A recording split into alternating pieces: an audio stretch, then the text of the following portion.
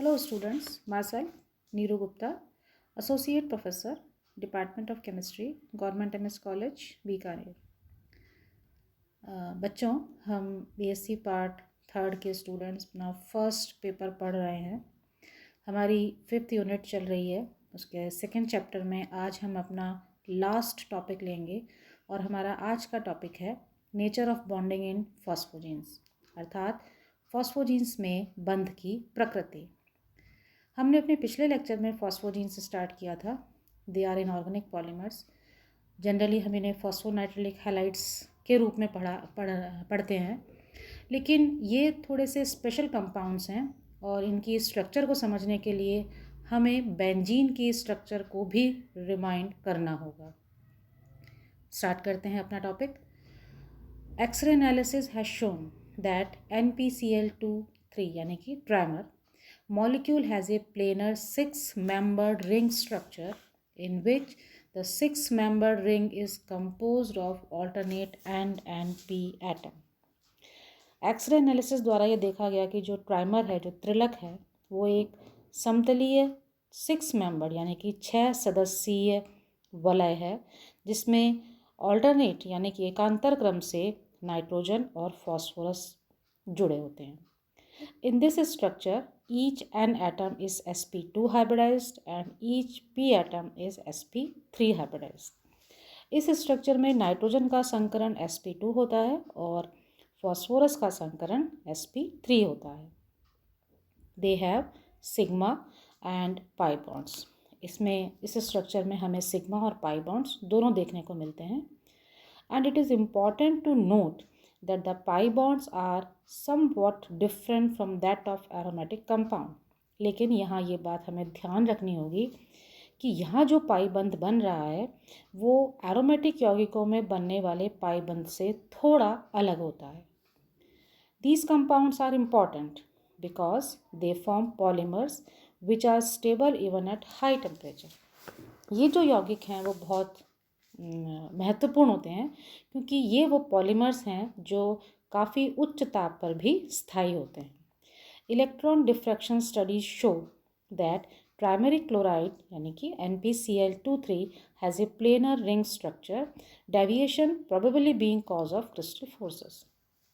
जैसा हमने अभी बात की कि इलेक्ट्रॉन डिफ्रैक्शन मेथड से भी ये देखा गया कि जो प्राइमरी क्लोराइड है वो एक समतल चक्रीय संरचना है, उसमें थोड़ा डेविएशन होता है, लेकिन उसका मुख्य कारण है कुछ क्रिस्टल फोर्सेस या क्रिस्टल बलों का होना।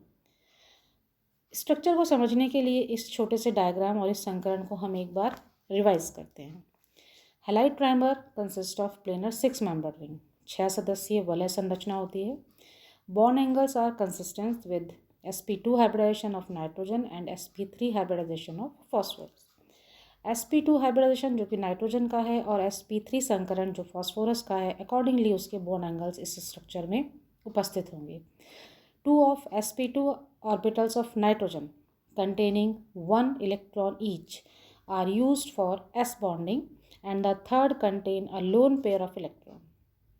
यहाँ हमने n और p की ग्राउंड स्टेट को बनाया है। निम्नतम अवस्था हमें दिखाई दे रही है।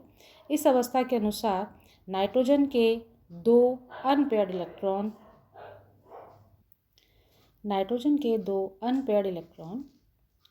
एस बॉन्डिंग के काम आते हैं और तीसरा जिसमें एक अयुग्मित लोन पेयर पड़ी रहती है।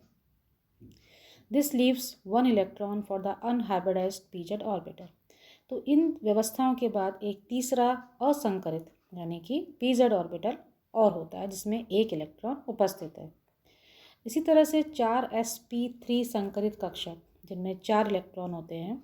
फास्फोरस के वो 2 तो R के साथ बंध बनाते हैं, R यानी कि एल्किल या एरिल समूह, और 5वां जो इलेक्ट्रॉन होता है वो d ऑर्बिटल में होता है और इसकी जो अनुनादी संरचना है वो बेंजीन की तरह हमें प्राप्त होती है। The planarity of the ring, the equal pn bond distance and the shortness of pn bonds and the stability of the compound suggest delocalization। इस वलय का समतल आकार, बॉन्ड pn बॉन्ड डिस्टेंस यानी कि बंध दूरी का बराबर होना और एक सामान्य एकल बंध की तुलना में इसमें कमी होना और इस यौगिक का स्थायित्व ये सजेस्ट करता है कि इसमें इलेक्ट्रॉन्स का विस्थानीकरण होता है and all phosphorus are not planar, all phosphazenes are not planar. और ये भी देखा गया है कि सभी फॉस्फोजीन्स समतल नहीं होते। इस सामान्य परिचय के बाद अब हम ये देखते हैं कि प्लेनर रिंग स्ट्रक्चर ट्राइमर में या टेट्रामर में किस तरह से पाई जाती है। The planar ring structure of trimer shows each unit will all p-n bonds are equal. अगर हम ट्राइमर या त्रिलक की संरचना देखें तो जो समतल चक्रीय संरचना है उसकी प्रत्येक इकाई में p-n बॉन्ड फास्फोरस नाइट्रोजन बंध का मान समान होता है। This structure confirmed and proved by the study of Raman and IR spectra. और ये संरचना कन्फर्म कर दी गई है रमन और IR स्पेक्ट्रा के द्वारा। This indicate that it has a resonance structure similar to benzene as shown in the previous slide। हमने अपनी पिछली स्लाइड्स में देखा है कि ये जो अनुनादी संरचनाएं हैं ट्राइमर की वो बेंजीन की संरचना से मिलती हैं। The trimer as expected as an aromatic character, इसलिए इस त्रिलक में कुछ एरोमेटिक गुण भी देखने को मिलते हैं। And it has been found that the tetramer is also a cyclic polymer having alternate p-n bond atoms in puckered 8-member ring। अब अगर हम चतुष्लक की संरचना देखें तो वो भी एक साइक्लिक पॉलीमर है, यानी कि एक चक्रीय बहुलक है और इसमें भी p और n एटम एकांतर क्रम से जुड़े होते हैं और ये एक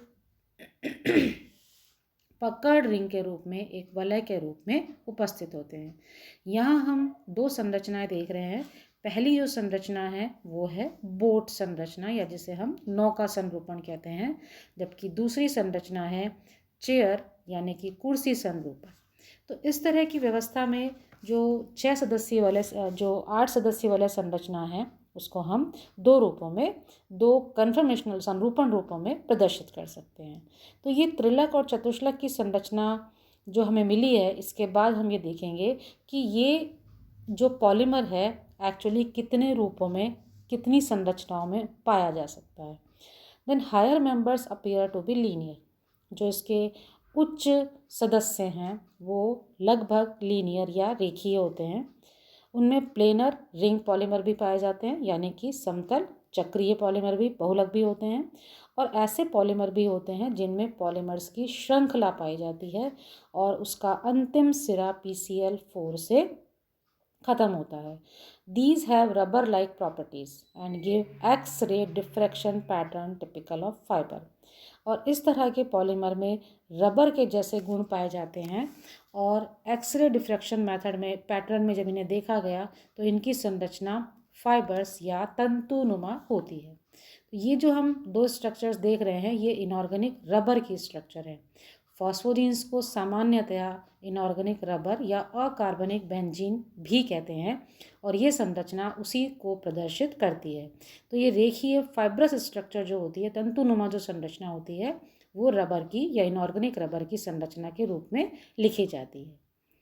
इन view of the essential quality of all p-n bonds, such structure should undergo Kekule resonance like benzene ring. अब ये जो कैकुले की बेंजीन रिंग की संरचना थी, p-n bond, this type of chain which is believed to exist in the polymer of high molecular weight is known about the AND group। ये जो श्रृंखला है वो पॉलीमर्स के हाई मॉलिकुलर वेट और उसमें अंतिम समूह जो होता है, जो AND ग्रुप होता है, उस संरचना के द्वारा इस बहुलक को प्रदर्शित करती है। Although we have explained the structure of phosphogenes, but the nature of bonding is not very clear। संरचना समझना हमारे लिए फॉस्फोजीन्स की काफ़ी कुछ आसान है, लेकिन जो बॉन्डिंग या बंधन की प्रकृति है वो बहुत ज़्यादा स्पष्ट नहीं है। In all of these phosphazene compounds the p-n single and the p-n double bonds are equivalent. Phosphazenes में जो एकल और डबल बॉन्ड हैं वो बराबर नहीं होते।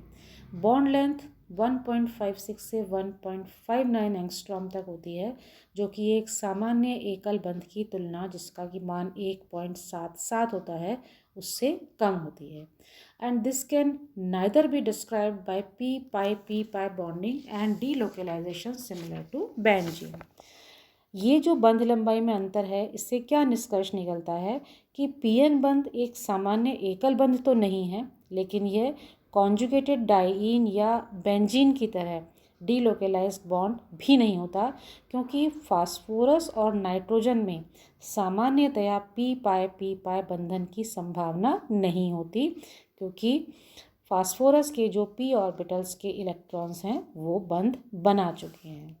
तो इसे समझाने के लिए ये सुझाव दिया गया कि नाइट्रोजन और फास्फोरस के बीच एक उप सहसंयोजक बंध बनता है, और इस बंध के बनने में नाइट्रोजन के भरे हुए sp2 कक्षक और फास्फोरस के खाली 3d कक्षकों के अतिव्यापन द्वारा ये बंध बनता है। और इसकी प्रकृति को हम फास्फोरस ऑक्साइड जैसी मान सकते हैं।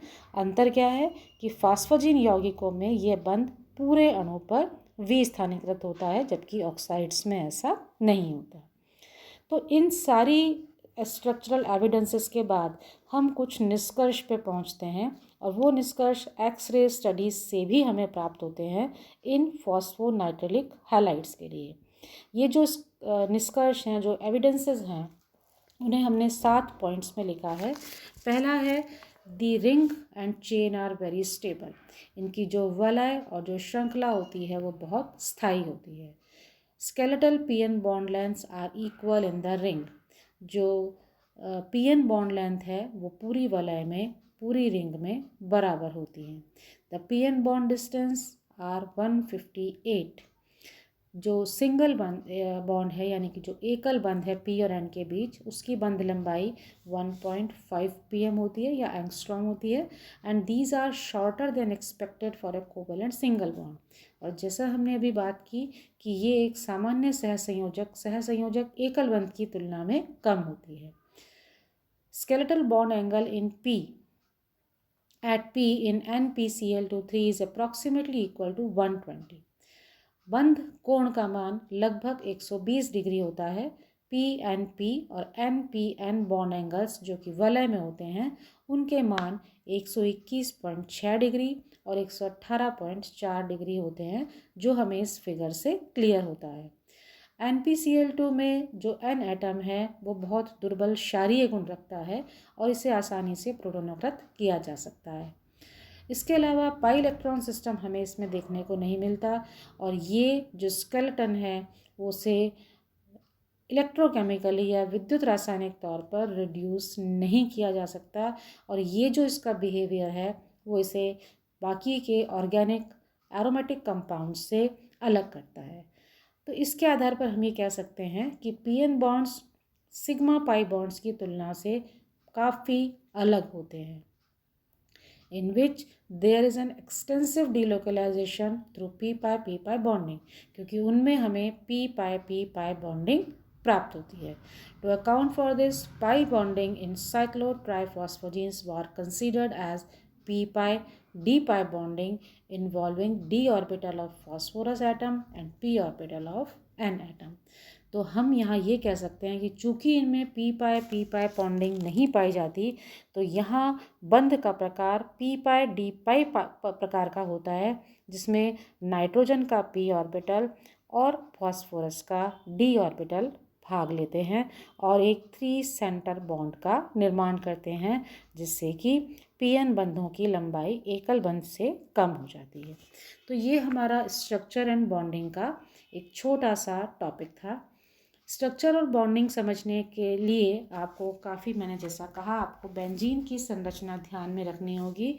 अंतर क्या है वो हम अपने इस टॉपिक में क्लियर कर चुके हैं।